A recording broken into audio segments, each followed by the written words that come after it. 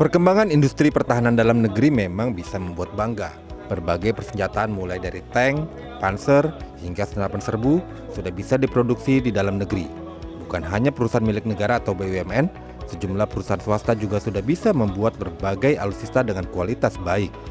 Siapa sangka, berbagai senapan ini diproduksi di Bekasi, Jawa Barat. Kualitas dan penampilannya tak kalah dibanding buatan luar negeri. Bahkan tingkat kandungan lokalnya sudah sekitar 80%. Kalau dengan apa yang sudah dilitbangkan itu, saya tidak ragu kalau senjata ini juga berkualitas senjata impor. Karena apa yang dilakukan dalam waktu yang sudah kita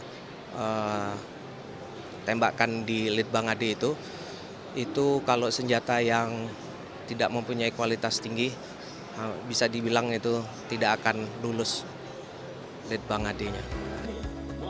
Ada juga seragam tempur yang didesain oleh anak bangsa. Seragam ini bukan hanya bisa membuat prajurit tak kasat mata, tapi juga tidak terlihat melalui pandangan inframerah. Untuk terjun dalam industri pertahanan swasta memang perlu keberanian atau kenekatan. Pasalnya, pasar atau market hasil produksi mereka hanya satu, yaitu Negara Republik Indonesia.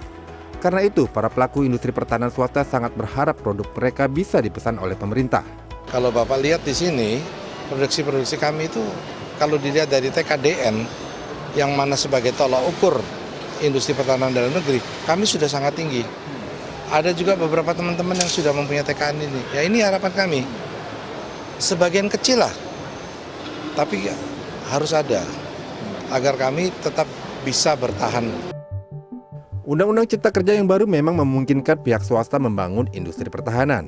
Bukan hanya sebagai industri pendukung, tapi juga sebagai produsen utama. Izin untuk berusaha serta investasi di bidang industri pertahanan pun dipermudah. Kita sekarang membuka untuk swasta boleh ikut dalam industri pertahanan. Dengan adanya Undang-Undang Cipta Kerja yang baru, Undang-Undang Cipta Kerja yang baru itu memberikan peluang yang sama, baik itu BUMN dan BUMS untuk bisa bertindak sebagai lead integrator.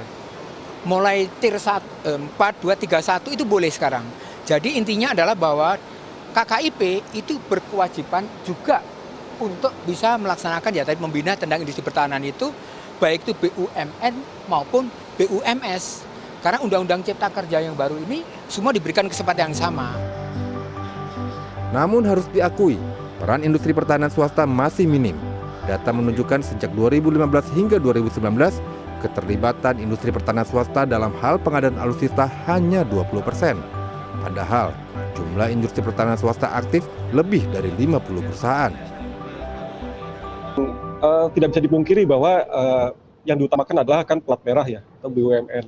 Ya coba dari sekarang atau misalkan di Badan Sarana Pertahanan ya, itu harus diklasifikasi aja gitu loh. Jadi misalkan untuk yang alutsista heavyweight gitu ya, kelas berat, itu mungkin adalah porsinya BUMN strategis. Tapi mungkin swasta biar lebih fokus, mungkin lebih kepada kelas-kelas lightweight gitu loh. Saya kira seperti itu Mas. Jadi jangan semuanya dicampur semua. Sebagai industri yang dibutuhkan tentunya kepastian melakukan usaha. Disinilah peran pemerintah seharusnya bisa lebih berperan demi kemandirian pertahanan nasional. Industri pertahanan milik swasta ataupun milik negara sejatinya adalah milik bangsa Indonesia. Oleh karena itu, pemerintah seharusnya berperan sebagai orang tua yang bersikap mengayomi dan bersikap adil terhadap keduanya. Pemerintah harus menciptakan iklim usaha yang baik dan persaingan yang sehat di antara kedua entitas tersebut. Iwan Hermawan, Dwi Ari, Jakarta.